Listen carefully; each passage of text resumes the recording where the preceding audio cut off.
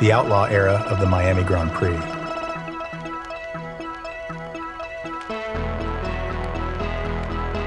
Miami, 1984, a city of sun, sin, and speed. The Miami Grand Prix was a battleground for outlaws, dreamers, and cold-blooded psychos. Horsepower wasn't the only fuel in these machines. Dirty money and darker deeds kept the engines roaring. This is the story of the International Marijuana Smugglers Association, where the fastest cars ran on the darkest secrets. But just like Monaco, but unlike Monaco, there's no ups and downs. Well, the Ford is chasing the Jaguar, two of the biggest names in the motor industry, here on the streets of Miami.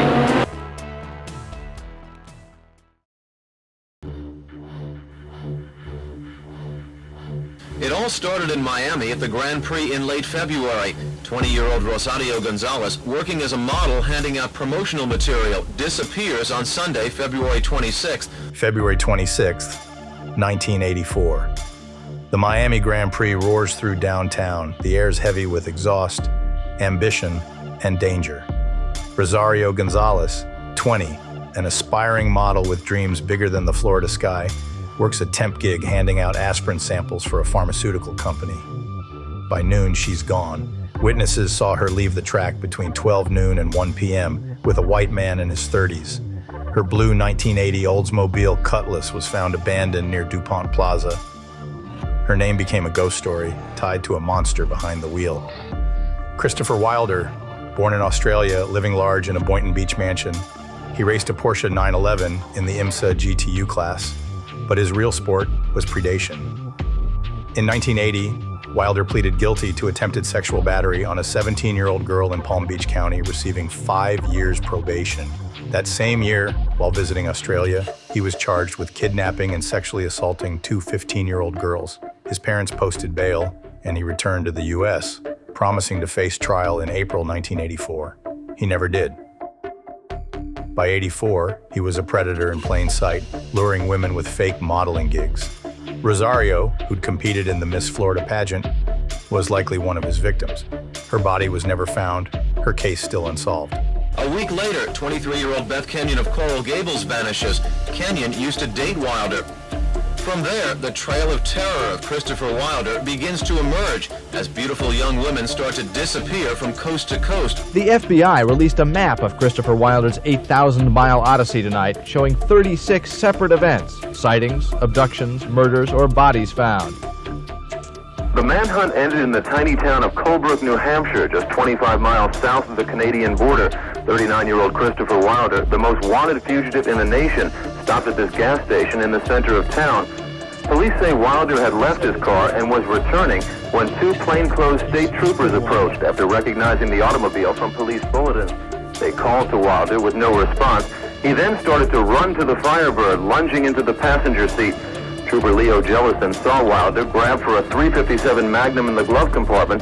Done a little bit of motor racing, haven't done it in recent years, but did the circuit about 7 years ago. I got into it fairly heavily and did the East Coast circuit. I want to date. I want to socially meet and enjoy the company of a number of women. While Wilder hunted in plain sight, others thrived in secrecy, their crimes fueling the very cars that roared through Miami's streets. The Miami Grand Prix was a front, a high-octane mask for the real hustle. IMSA, mocked as the International Marijuana Smugglers Association, lived up to its nickname. Half the paddock was running more than laps.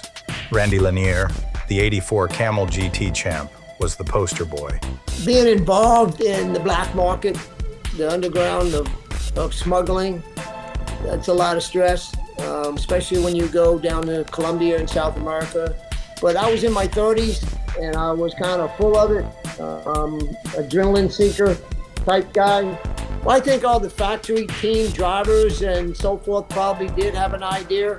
The kind of lifestyle that we was having, flying around in Learjets, big parties, I think they couldn't have happened. They had to have an idea. Born in 1954 in Lynchburg, Virginia, to tobacco farmers, Lanier moved to Davie, Florida at 13. Caught with an ounce of weed at 15, he dropped out of high school. By 20, he was selling marijuana to construction coworkers, turning joints into bricks, then bales. His operation was pure Scarface swagger, funding a championship team with no sponsors in sight. Blue Thunder Racing was a middle finger to the factory teams. No corporate logos, just raw speed and drug money. He partnered with the Whittington brothers, Bill, Don, and Dale, Fort Lauderdale racers. But their racing wasn't just fueled by talent. They were smugglers, too. They owned Road Atlanta from 1978 to 1984. At that time, Road Atlanta had the longest straight among all racetracks in America, though it wasn't exactly being used for its intended purpose. Day and night, small private planes would land in this back straight. While the daytime flights aren't of much interest, it's the nighttime ones that deserve closer attention. These night flights arrived at Road Atlanta from southern countries like Colombia, and typically landed in pairs, so the 2 points on the radar would almost merge into one. While one plane circled above the track, the other would discreetly land on the straightaway. The cargo was then unloaded into trailers parked in a secluded area, hidden from prying eyes. This was the very business that provided the brothers with their main income and allowed them to participate in racing. Part of a $300 million smuggling ring tied to a fake suntan lotion company. While in America, they usually raced their own cars. In France, they decided to enlist the services of a professional team, Germany's Kremer Racing, which was fielding 3 modified Porsche 935 K3s. To secure a seat in one of these cars, the brothers paid $40,000, $20,000 each. Along with them, the crew of car number 41 included another driver, professional German racer Klaus Ludwig. As the fastest and most experienced of the crew, Klaus Ludwig was expected to take the car to the start of the race. But the brothers were not happy with this arrangement, as if Ludwig were to crash the Porsche, they wouldn't get their turn behind the wheel. When the brothers shared these concerns with the team's founder, Erwin Kremer, he told them that in order to take the car to the start, they would need to do more than just buy a seat. They would have to buy the car itself. He named a price of $200,000. Kremer likely made this offer to shut down the audacious Americans, but the Whittingtons calmly replied that Kremer could come to their trailer and take $200,000 in cash out of their bag. In 1984, Lanier and Bill Whittington dominated, winning 6 races: Daytona, Sebring, Watkins Glen, Laguna Seca, Sears Point, and Portland, to clinch the Camel GT title. Emerson Fittipaldi drove their car to pole at Miami, liveried as Spirit of Miami for promoter Ralph Sanchez, before retiring with transmission issues. Once you start wandering around the track area, expect to see pieces of cars and cars in pieces as mechanics get them ready for the race. And you will see lots of racing paraphernalia for sale. A racing jacket and sunglasses are supposed to be a must for Grand Prix watching. And just how much will the outfit cost you? The jackets in the satin style are $165, they're gorgeous, and sunglasses are $15. And once you've gotten your racing jacket and you're in your seat, you are going to see internationally acclaimed drivers racing one-of-a-kind sports cars like these. And this is the man who brought it all to Miami. Race promoter and Miami businessman Rafael Sanchez. He's been dreaming for over 2 years to bring a Grand Prix like this to Miami, and he thinks the event is going to be a big boost for the city. It's a major international event. We're having people here from about 12 to 15 different countries worldwide. Television coverage is going to be worldwide. Europe, South America, Canada, even the Far East is going to have coverage of this event. We're portraying Miami in a different light. Lanier's smuggling was a high-stakes masterpiece. At 20, he bought an $18,000 27-foot Magnum sport boat with weed money, running 750 pounds from the Bahamas for $5,000 a trip. By 1982, he teamed up with Ben Kramer, a powerboat racer and ex-convict for marijuana trafficking. Kramer connected Lanier to Colombian suppliers, cutting out middlemen.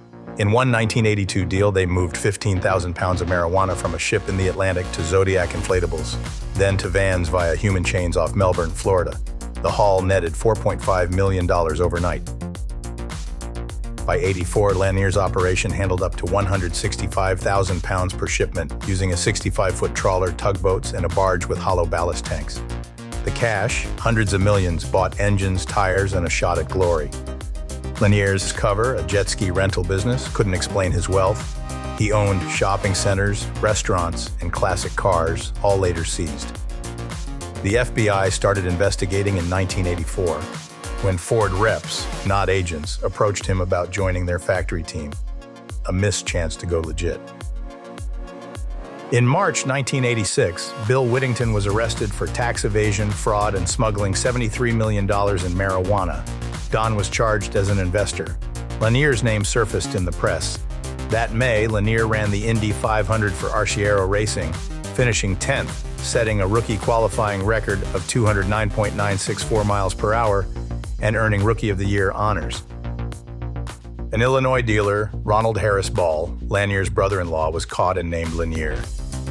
On January 29, 1987, Lanier was indicted in Illinois for smuggling over 300 tons of marijuana, worth $68 million.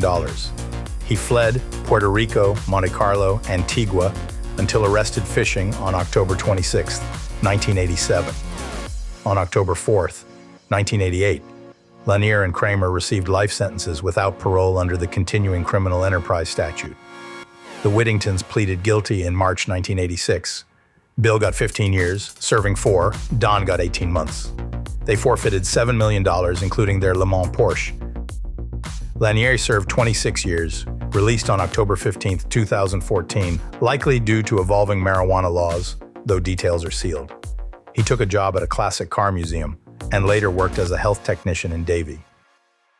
In prison, Lanier walked the yard with John Paul Sr., IMSA's darkest soul. When we met him, we picked him up at the airport, and he had to drive. I mean, that's why he shot me instead of hiring somebody to shoot me, because that's the mentality of John Paul. Is nobody is as smart as him. Nobody can do anything as good as he can. So he's going to do it himself. And I think that's part of it. But the other part of it too is I think he's a sadistic creep that enjoys killing and murdering people. Born Hans Johann Paul in the Netherlands, he emigrated to the U.S. in 1956, settling in Indiana. A Ball State student, he earned a Harvard scholarship, graduating with a business degree in 1962. He became a successful mutual fund manager, but racing was his obsession, funded by drugs. His first wife, Joyce, gave birth to John Paul Jr. in 1960. Paul Sr.'s racing began in the late 1960s, winning the 1968 SCCA Northeast Regional Championship in a Corvette. The late 70s saw Paul Sr. win the 1978 World Challenge for endurance drivers and a 1979 Trans Am title. Father and son co-drove in IMSA, winning the 1980 Coca-Cola 400 at Lime Rock. I sure thank God for being here. I'd like to say hello to my father. I love you. Paul Sr. finished second in the 1980 Camel GT Championship and won the 1980 FIA World Challenge, scoring at Le Mans, Monza, and Spa. Their light blue Porsche 935s had no sponsors until 1982, when a Miller beer distributor backed them.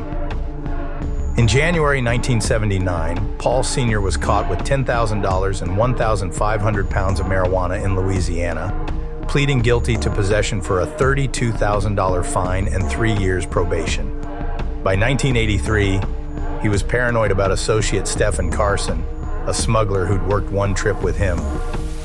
The first time that I met John Paul, he was very arrogant. I wanted to listen to anybody. He and I did not get along at all from the beginning, and I knew it was going to be a one-trip deal with him. I just didn't like him. We did take the boat down and made it back and brought back 120,000 pounds of marijuana into Louisiana, into the bayous of Louisiana, and then loaded it up on the trucks and drove it back to Florida.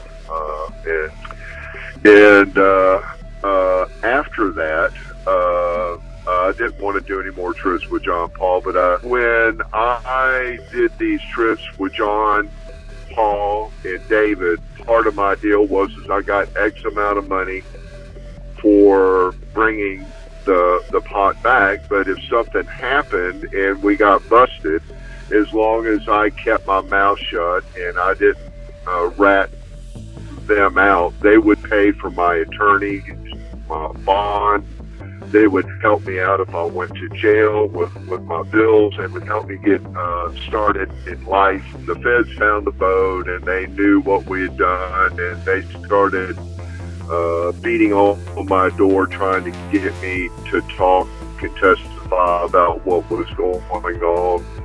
I refused to talk and went for a period of time for refusing to testify before a federal grand jury. They can only hold you for the life of the grand jury, and when it was up, they had to release me. But their trick is after they release you after the life of the grand jury, they reconvene a new grand jury and resubpoena you, and they can hold another for the life of that grand jury. At this point, it's just a guess, but I'm assuming that David freaked out because he was on cocaine at the time and very paranoid. I think David freaked out and went up to Georgia to John Paul to tell John Paul that I was fixing to spill the beans and they were all going to go to prison. And John Paul said, "Oh, don't worry about it, David. We'll load it up and go down and talk to Steve. Everything will be fine." And rumors have it, I don't know it for a fact, I wasn't on the plane, but I've had a couple of people tell me that were close to David that heard the rumors that John Paul murdered David and pushed him out of the plane out at 60 miles offshore of St. Augustine before he landed the plane in St. Augustine, and then proceeded to hunt me down and found me at a boat ramp at 3 o'clock in the morning from a fishing trip. I was flounder fishing, and came up behind me and tried to kidnap me and get me in the trunk of a car at gunpoint. And when I opened the trunk of the car and looked in there was no way I was getting in that trunk. So I took off running, and John Paul shot me in my back about 10 feet, and then I ran about another 10 feet. He shot me in my hip and blew my leg out from under me. And I hit the ground, and then he walked over to me while I was laying on the ground and shot me 3 more times. And by then he was out of bullets, and my friend came running up the boat ramp to find out what the shooting was about and found me laying on the ground. And John Paul hauled ass. Paul Sr. fled but was arrested. While on bail, he fled again, only to be caught by Swiss authorities in January 1985, serving 6 months for using a false passport. Extradited, he pleaded guilty to attempted murder in June 1985, receiving 20 years, later extended to 25 for federal drug charges from 1984. In 1986, he and another inmate sprayed a guard with hot sauce and pine sol, scaled a 12-foot fence, and were stopped by warning shots, with a stolen pickup truck waiting as their getaway vehicle. In 1980, Paul Sr. married Shalise Bennett, a Delta flight attendant, at Atlanta Motor Speedway after meeting her through her then-husband at a racetrack. Their marriage was toxic. She was fired after a fight at work, left him, and worked as a movie extra. In early 1981, after Shalise sued for alimony and won, Paul Sr. took her to Key West on his sailboat. She vanished by mid-1981. Paul Sr. flew to Haiti to divorce her, claiming she was missing, a move legal there, but not in the U.S. Her family, intimidated by Paul Sr., never reported her disappearance. In 1999, paroled on July 2nd, Paul Sr. met Colleen Wood, an office manager. They fell in love, planning to sail the world on his 55-foot Island Girl. Wood sold her condo, giving Paul Sr. $43,000 to invest, quit her job, and moved aboard. In December 2000, she called her son and co-worker, saying they'd sail soon. After Christmas, she vanished. 4 months later, $40,000 was withdrawn from her accounts. Paul Sr. gave conflicting stories, and sailing would have violated his parole. Questioned by Fort Lauderdale police, he faced no charges but disappeared in February 2001 when police sought him again. The FBI lists him as a fugitive with sightings in Fiji and Thailand. If alive, he'd be 82 in 2025. John Paul Jr. was the era's tragedy. A prodigy, he debuted in kart at Road America in 1982, and in 1983, he scored a pole, 4 podiums, and won the Michigan 500, passing Rick Mears on the last lap in his 4th start. He raced 7 Indy 500s, with a best of 7th in 1989, and took 2nd overall at Le Mans in 1984. At 15, he joined his father's drug ring. In May 1986, He pleaded guilty to racketeering for hiding drug profits, refusing to testify against his father, and served 30 months of a 5-year sentence released in October 1988. Many believed his father coerced him. He won 7 IMSA races and a 1998 IRL race at Texas. Huntington's disease, diagnosed in the early 2000s, ended his career. He died on December 29, 2020 at 60, a hero to those who saw his redemption. It's a great sense of satisfaction to see John do so well and to try to help make a contribution to the team. But the reason we do well is because, you know, it is a team. As John says, a lot of times there's no I in team, we need the mechanics. And it's funny that I enjoy now running the team more than I used to enjoy driving. So, you know, I get satisfaction out of it, and of course we like to win, and we're number one here today.